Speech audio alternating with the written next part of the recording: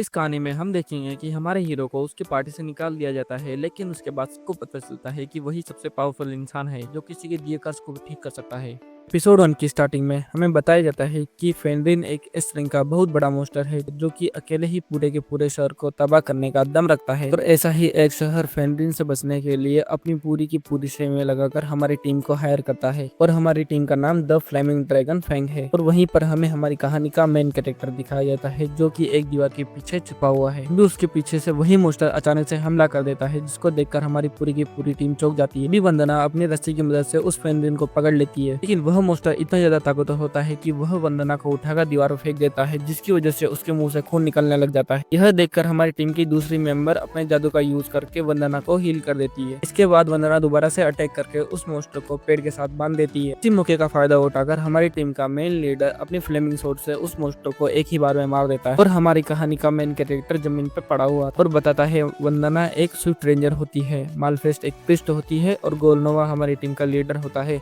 जो कि एक फ्लेमिंग वॉरियर। उस इस रैंक दानों को हराने के बाद हमारी टीम गांव वालों की नजर में हीरो बन चुकी थी। लेकिन मेरी स्टोरी बहुत अलग है। मेरे पास कोई भी पावर नहीं होने की वजह से मैं बस इन लोगों का सामान उठाता हूँ और इन लोगों के साथ जर्नी पे जाता हूँ। और अगले सीन में हमें दिखाया जाता है वह तीनों एक साथ मिलकर खाना खा रहे होते हैं। जो गोलनुआ होता है वह काफी एरोगेंट बिहेव कर रहा होता है और बोल रहा होता है कि इन लोगों को क्या अच्छा खाना बनाना नहीं आता और ये लोगों ने हमें कैसा खाना दिया है, मुझसे तो खाया भी नहीं जा रहा। तभी हमें हमारी कहानी के मेन कैरेक्टर का नाम पता चलता है जिसका नाम कुरु है। गोलनुआ बोलता है कि कुरु जल्दी से कुछ खाना बनाकर लेके आओ ताकि मैं खा सकूं। तो कुरु ऐसा ही करने लगता है और उसी वक्त वंदना बोलती है ये तो हमारा आखिरी खाना होगा जो कि कुरु हमारे लिए बनाएगा। और कुरु काफी ज्यादा शौक हो जाता है और कहता है इसका मतलब क्या है, मुझे तो कुछ भी समझ में नहीं आ रहा। अभी गोलनुआ बोलता है कि तुम्हें हमारी टीम से निकाला जाता है और यह सुनकर कुरु काफी ज्यादा निराश हो जाता है और कहता है क्या मैंने कोई गलती कर दी है। तभी गोलनुआ बोलता है कि तुमने गलती के अलावा बहुत कुछ किया है। वहीं पर वह दूसरी लड़की जो प्रिस्ट होती है वह बताने लगती है तुम तो बस हम लोगों के ऊपर बोझ हो, तुम हमारे किसी काम नहीं आते। और बताने लगती है हमारी पार्टी के लिए हमें 4 मेंबर्स की जरूरत थी, इसलिए हमने तुम्हें हमारे साथ रखा। तभी वंदना बोलती है अगर हमें हमारी पार्टी और ज्यादा स्ट्रॉन्ग करना है तो हमें हमारी पार्टी के लिए तुमसे एक स्ट्रॉन्ग बंदा ढूंढना पड़ेगा, क्योंकि तुम हमारे बैग उठाने के अलावा किसी काम नहीं आते। कुरु काफी ज्यादा परेशान हो जाता है और उन लोगों से भीख मांगने लगता है। तभी गोलनुआ कुरु के पेट में लात मारता है जिसकी वजह से कुरु बेहोश हो जाता है। अगले दिन कुरु काफी ज्यादा निराश होकर दूसरे शहर के लिए रवाना हो जाता है और वहाँ पहुँच जाता है। वह काफी ज्यादा उदास होता है क्योंकि उसके पास पैसे खत्म होने वाले थे। कहता है कि मुझे काम चाहिए जिसकी वजह से मैं पैसे कमा सकूं, जिसकी वजह से वह हेलो वर्कशॉप में चला जाता है और हिम्मत करके एंटर कर। अभी वह रिसेप्शनिस्ट उसके पास आ जाती है और कहने लगती है क्या तुम्हें कोई काम चाहिए या तुम किसी जगह पर हायर होना चाहते हो। कुरु बताने लगता है कि मुझे काम चाहिए, मैं काम ढूंढ रहा हूँ। और रिसेप्शनिस्ट बताती है कि ठीक है, लेकिन उससे पहले तुम्हें एक इंटरव्यू देना पड़ेगा, इससे तुम्हारा एप्टीट्यूड टेस्ट होगा। इसके बाद वह रिसेप्शनिस्ट कुरु की इन्फॉर्मेशन लेने लगती है जिससे हमें पता चलता है कि कुरु बस 15 साल का है। और वह पूछने लगती है कि इससे पहले तुम कहाँ काम करते थे।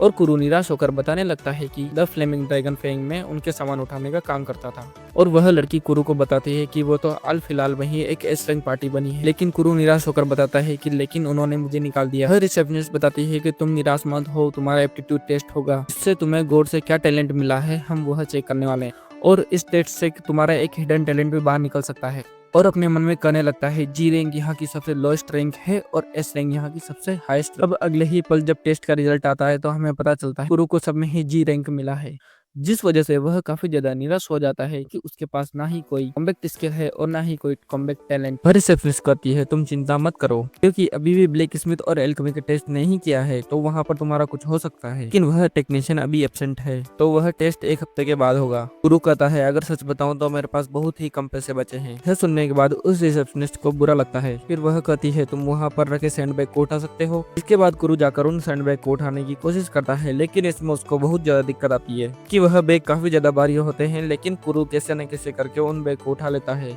यह देखकर वह रिसेप्शनिस्ट खुश हो जाती है और यह देखकर लगता है तुम कंस्ट्रक्शन का काम कर पाओगे। और कहती है तुम चिंता मत करो, मैं एक चिट्ठी लिख देती हूँ जिसकी वजह से तुम वहाँ पर पार्ट टाइम जॉब कर सकते हो। और कुरु काफी ज्यादा खुश हो जाता है और कहता है तुम्हारा बहुत बहुत शुक्रिया। अब अगले सीन में कुरु वहाँ पर पहुँच जाता है और उसको देखकर कंस्ट्रक्शन वाला थोड़ा हताश हो जाता है। कहता है कि अभी हमारे पास लोगों की कमी है इसलिए मैं तुम्हें ले रहा हूँ, मैं बस सीमेंट बनाना है और इस वॉल को थोड़ा सा पेंट कर देना है। कहता है मैं 3 घंटे के बाद यहाँ पर आके चेक करूंगा, जब तक तुम्हारा हाफ बेरल का काम हो जाना चाहिए। और कुरु कुछ पूछने वाला होता है लेकिन वह नहीं पूछता। अब कुछ घंटों के बाद जब वह कंस्ट्रक्टर वहाँ पर आता है तो वह एकदम मानो दंग हो जाता है। गुरु ने वहाँ की दीवार सीमेंट से आधी पेंट कर दी और कहता है मुझे माफ कर देना, सीमेंट खत्म हो चुका था इसलिए मैं बस इतना ही कर पाया। और वह कंस्ट्रक्टर काफी ज्यादा शौक हो जाता है। फिर उससे पूछने लगता है मैंने तुम्हें कोई सीढ़ी नहीं दी, आखिरकार तुमने ऊपर वाले हिस्से को कैसे पेंट किया। तब कुरु बताने लगता है मैंने लकड़ी का एक जुगाड़ बनाकर ऊपर वाले पार्ट का इस्तेमाल किया। फिर वह कंस्ट्रक्टर कहता है कि ठीक है, आज के लिए तुम्हारे लिए बस इतना ही। और फिर वह उसको पे करता है और यह कहता है मैं तुम्हें बस अभी इतना ही पे कर सकता हूँ, बाकी का पेमेंट मैं हेलो वर्क के थ्रू तुम्हारे बैंक अकाउंट में डलवा दूँ। तो कुरु को यह पेमेंट भी काफी ज्यादा लगता है। इस वजह से वह काफी ज्यादा खुश हो जाता है और अपने मन में कहता है मैं कल अपना बेस्ट दूंगा। अब 2-3 दिन बीत जाते हैं और हम देख पाते हैं कि कुरु ने पूरी की पूरी दीवार को पेंट कर दिया। इस वजह से वह कंस्ट्रक्टर कहता है कि तुम्हें कल से आने की कोई जरूरत नहीं है। कुरु पूछता है आखिरकार क्यों,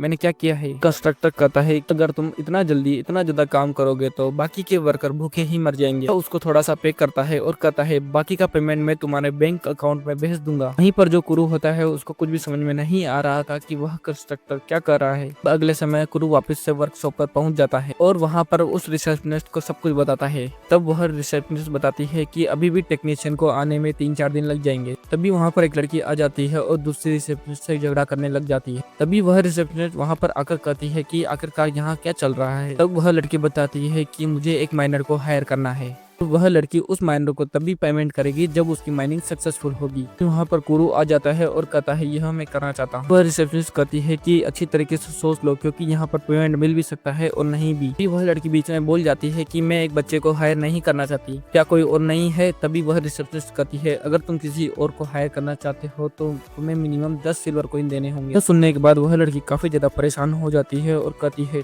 ठीक है कुरु, मैं तुम्हें हायर करती हूँ, मेरे पीछे पीछे आ जाओ। फिर वह दोनों चले जाते हैं। उनके चले जाने के बाद वह रिसेप्शनिस्ट कुरु के बारे में सोचने लगती है और अपने मन में कहती है कुरु काफी ज्यादा क्यूट और सुंदर है। लेकिन दूसरी रिसेप्शनिस्ट उसको जगाती है और कहती है आखिरकार तुम कहाँ खो चुकी हो, कुरु का पेमेंट आ चुका है, जल्दी देखो। और वह रिसेप्शनिस्ट उस कुरु का पेमेंट देखकर काफी ज्यादा हैरान हो जाती है क्योंकि कुरु को कंस्ट्रक्शन के काम के लिए 200 गोल्ड कॉइन मिले होते हैं। और हैरानी के चलते उन सैंडबैग से टकराकर वह गिर जाती है और पूछती है यह सैंडबैग यहाँ क्या कर रहे हैं। फिर दूसरी रिसेप्शनिस्ट कहती है इन सैंडबैग को लौटाना है क्योंकि यह आम सैंडबैग नहीं है। इन सैंडबैग से किसी बंदे के अंदर कितना माना है यह पता लगाया जा सकता है। अगर कोई इन सैंडबैग को उठाता है और उसके अंदर काफी ज्यादा माना होता है तो यह काफी ज्यादा भारी हो जाते हैं, और अगर उसके अंदर कम माना होता है तो यह हल्के हो जाते हैं। सुनने के बाद वह रिसेप्शनिस्ट उन बैग को उठाती है और कहती है ये तो काफी ज्यादा हल्के हैं। लेकिन कुरु को उस दिन तो ये उठाने में काफी ज्यादा दिक्कत हुई थी। आखिरकार कुरु क्या चीज है। दूसरी तरफ हमें कुरु और यूलिशिया को दिखाया जाता है जो माइनिंग की जगह पर पहुंच जाते हैं जहाँ पर एक ही टेंट लगा हुआ था।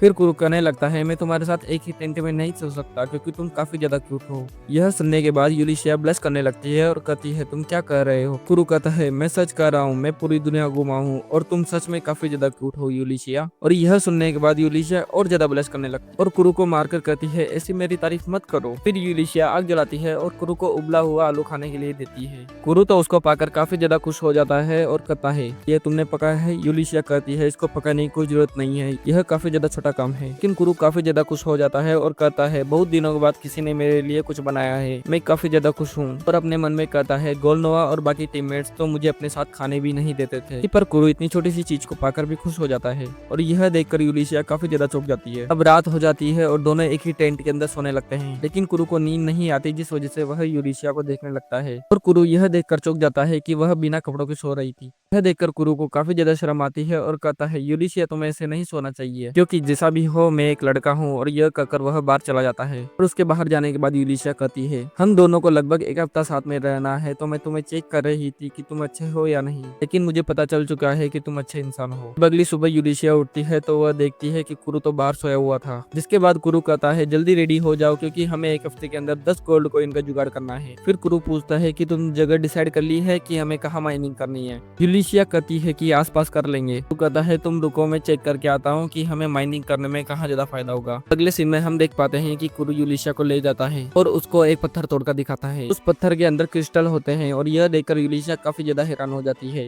कि पहली बार में ही उन लोगों को क्रिस्टल मिल चुके थे। और ऐसे ही कुछ देर काम करने के बाद हम देख पाते हैं कि कुरु के पास काफी ज्यादा क्रिस्टल इकट्ठा हो चुके थे। यह देखकर यूलिशिया काफी ज्यादा शौक हो जाती है और कहती है हम इनको बेचने वाले हैं। और कुरु कहता है नहीं रुको जरा, अगर हम ऐसे ही बेचेंगे तो इनकी इनकी कीमत काफी ज्यादा कम मिलेगी। मुझे पहले इनको मैजिक स्टोन में बदलने दो, यूलिशिया कहती है, लेकिन उसके लिए तो हमें मैजिक क्राफ्टमैन चाहिए जो कि किंगडम में मिलेगा। लेकिन हम देख पाते हैं कि कुरु एक ही सेकंड में उन क्रिस्टल को मैजिक क्रिस्टल में बदल देता है। यह देखकर यूलिशिया काफी ज्यादा हैरान हो जाती है और कहती है, मैंने सुना था कि सबसे छोटा क्रिस्टल बनाने के लिए भी मैजिक क्राफ्टमैन को 1 घंटा लग जाता है, लेकिन तुमने तो 1 सेकंड में बना दिया है। और कुरु यह सुनने के बाद काफी ज्यादा हैरान हो जाता है और कुरु को लगता है कि जो मैजिक क्राफ्टमैन है वह 1 घंटे तक अपने माना को एक क्रिस्टल में डाल सकते हैं। और वह बोलता है उसके पास इतना माना नहीं है कि वह 1 घंटे तक एक क्रिस्टल को बना सके। और यूलिशिया को लगता है जो मैंने बोला है वह कुरु को अच्छी तरीके से समझ में नहीं आया। और यूलिशिया उन क्रिस्टल को इकट्ठा करती है और कहती है, मैं इनको बेच कर आती हूँ। कुरु कहता है, तुम जाओ, मुझे यहाँ पर कुछ काम है, मैं यहाँ रुकता हूँ। और यूलिशिया कहती है, तुम ध्यान रखना, मैं कल सुबह तक यहाँ पहुँच जाऊंगी। तो यूलिशिया अपने मन में कहने लगती है, ये कुरु तो काफी ज्यादा क्यूट है। अगले सीन में यूलिशिया उन मैजिक क्रिस्टल को बेचने जाती है, लेकिन वह आदमी पूछता है यह किस एटलियर ने बनाया है। मुझे पता था वो लोग यह पूछने वाले हैं। उसके बाद वह अपना रॉयल साइन दिखाती है, जो देखकर वह बंदा काफी ज्यादा डर जाता है और कहता है, मुझे माफ करना।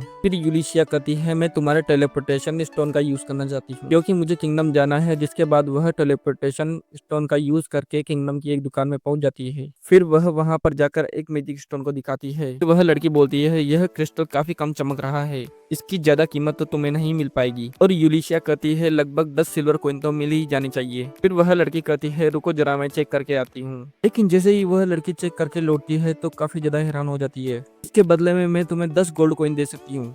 और यह सुनकर यूलिशिया काफी ज्यादा हैरान हो जाती है और कहती है, आखिरकार तुम यह क्या कर रही हो। फिर वह लड़की कहती है, भले ही इसके अंदर जो माना है वो काफी कम ग्लो कर रहा है, लेकिन वह माना काफी ज्यादा है। उसको अच्छी तरीके से सील किया गया है ताकि माना लीक ना हो सके। फिर यूलिशिया और भी बाकी के वो 49 मैजिक क्रिस्टल उसको दे देती है। इसके बदले में उसको 500 गोल्ड कॉइन मिल जाते हैं। यह देखकर यूलिशिया काफी ज्यादा हैरान हो जाती है। तभी वह लड़की काफी ज्यादा सीरियस होकर कहती है, मैं तुमसे कुछ पूछना चाहती हूँ। पहली बात, तुम यह क्रिस्टल मेरी दुकान के अलावा किसी और दुकान पर नहीं बेचोगी। और दूसरी बात, यह क्रिस्टल किसने बनाए हैं। और यूलिशिया कहती है, मुझे माफ करना, मैं यह तुम्हें नहीं बता सकती। और वह लड़की जोर देकर कहती है, मुझे बताओ, मुझे यह जानना है। फिर यूलिशिया कहती है, सॉरी, उसके बिना बताए मैं उसकी आइडेंटिटी किसी के सामने रिवील नहीं कर सकती। फिर वह लड़की बोलती है, ठीक है, वो इतना ज्यादा अच्छा काम कर रहा है तो उसका बेनिफिट डायरेक्टर किंगडम को मिल सकता है। यूलिशिया कहती है, ठीक है, मैं उससे बात करूंगी। अब अगले सीन में यूलिशिया उसी वर्कशॉप पर आ जाती है और कहती है, मुझे तुमसे कुछ बात करनी है। और वह रिसेप्शनिस्ट कहती है, मुझे भी तुमसे कुछ बात करनी है। फिर वह दोनों एक साथ कहते हैं, आखिरकार कुरु कौन है।